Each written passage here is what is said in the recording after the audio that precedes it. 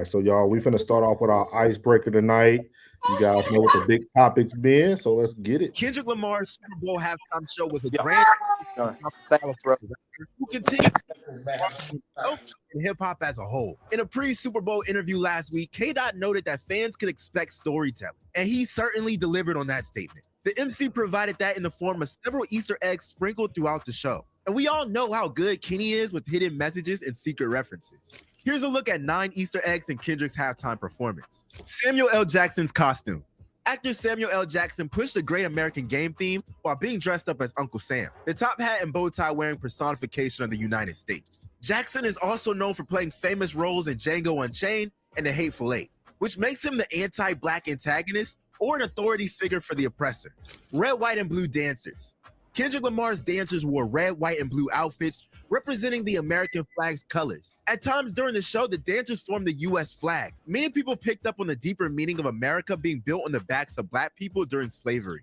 Video game controller set. K-Dot's entire Super Bowl halftime show set was built like the buttons of a PlayStation controller, adding to the game theme and possibly signifying he controls the game. Serena Williams dancing.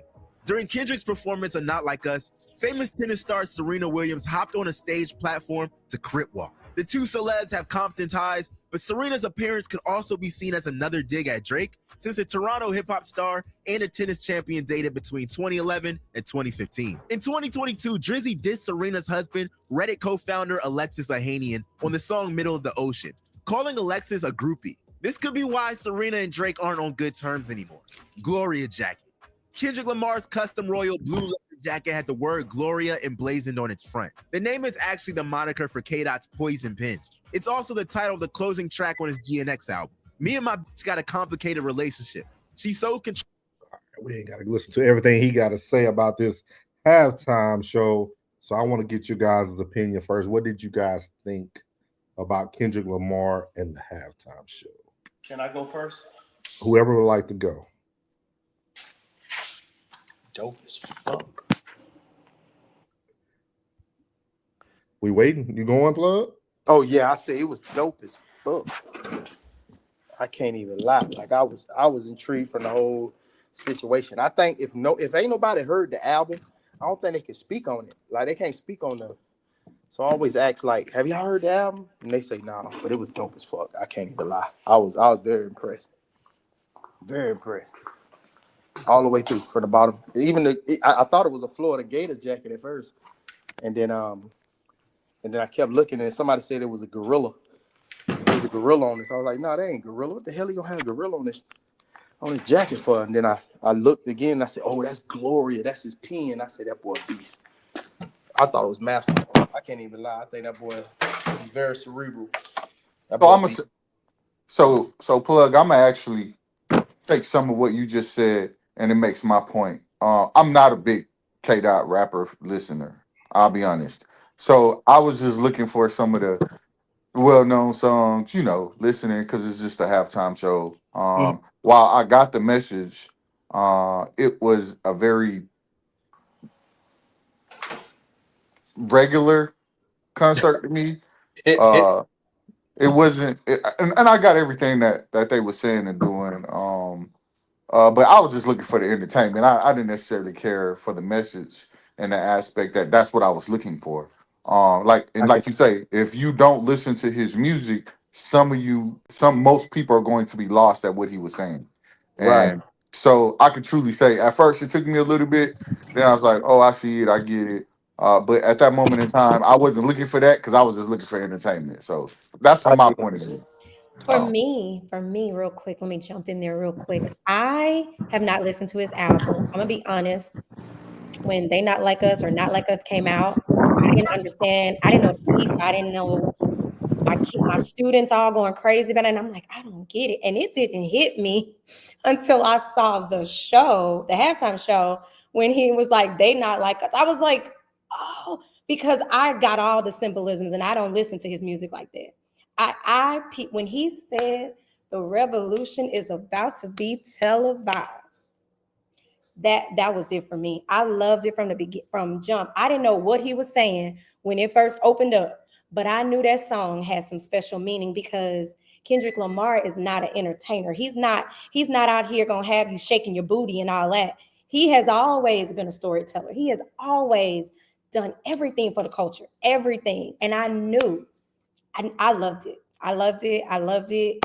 I loved it. I loved all of it. I'm here for it all. So I will say I'm in the same. Like I was ready for the entertainment. Let's be real.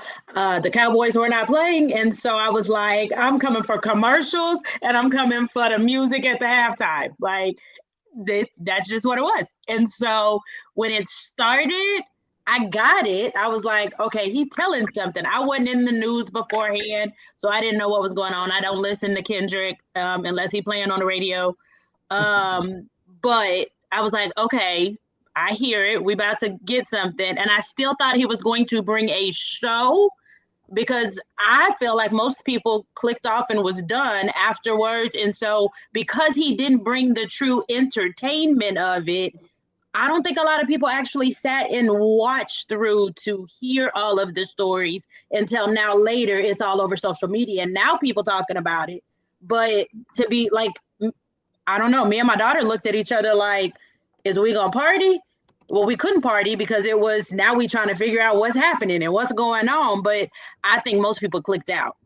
Okay. Yeah, I agree with you. I like I said, I think it was we was looking for the entertainment portion. You know, the Michael Jackson when he put on the show, the Beyonce with the dancing, and the Prince. We was looking for those type of shows, not necessarily looking for a message, which I understand the message and I understand what he's doing in his storytelling. But like you said, we at the Super Bowl, half of us have some drinks in us, eating, having a good time. You looking for the entertainment, you know, you looking at, oh yeah, you know, and then bam, Right. we get I that. see your message, Lissa. I see that. And I can say the numbers again. I don't think people watched it.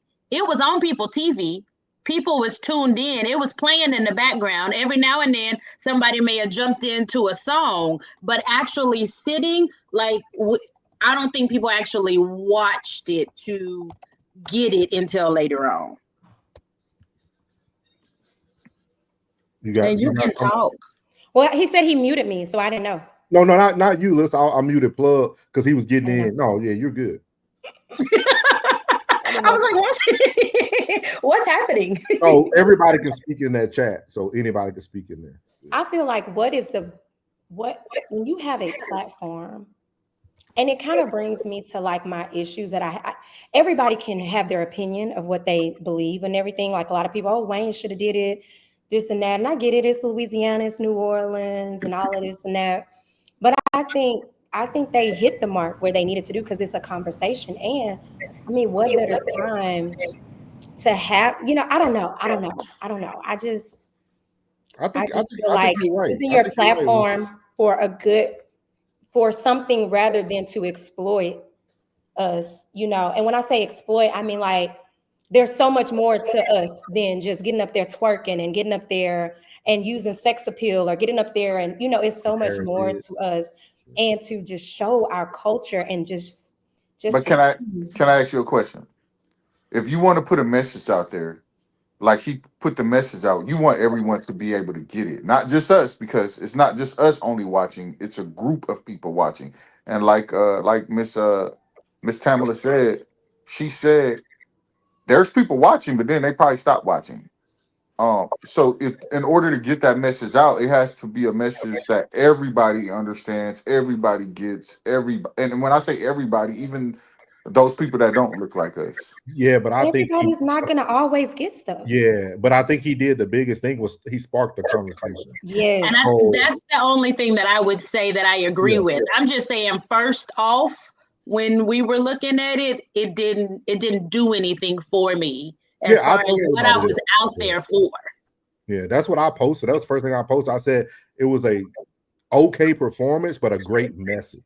Yeah, like, and I understood that he wasn't coming out there to give a performance. So, because if you paid attention, Kendrick did a pop-up performance concert the night before for people in New Orleans. So, like, I think he already did the performance, and I think he knew, okay, on Sunday, this is going to be a message that I'm going to do to get everybody talking, which I thought it was a good message. I thought, but I will ask you guys this in his message. Do you guys think that message can come to fruition? Because he was talking about us becoming united too, right? No, it's not going to come to fruition because we are still divided. But do you think we're divided? So this is where this is a great conversation. So like, because for me, right, just because I'm a conservative, I tell people that I'm a conservative, but I'm still okay with understanding if a black person or black people want to get to a certain goal, I can still support that goal and not see things the way you see them. You see what I mean? It's just like being on a team. We can have different points of views or different thoughts, but we know Super Bowl is where we want to get, right? I'm sure there's racist people on football teams, but they get to the goal with the. So that's my thing. Is like, how do we do that as a community of black people? How do we get to a common goal, knowing that everybody's not going to see it the same, but we can get there? I think things like this, to be honest with you. And I think it's going to come more from us touching our youth than our older, because the older you get, the more in stone you get with the mindset and everything else of how you feel about things, that I can't see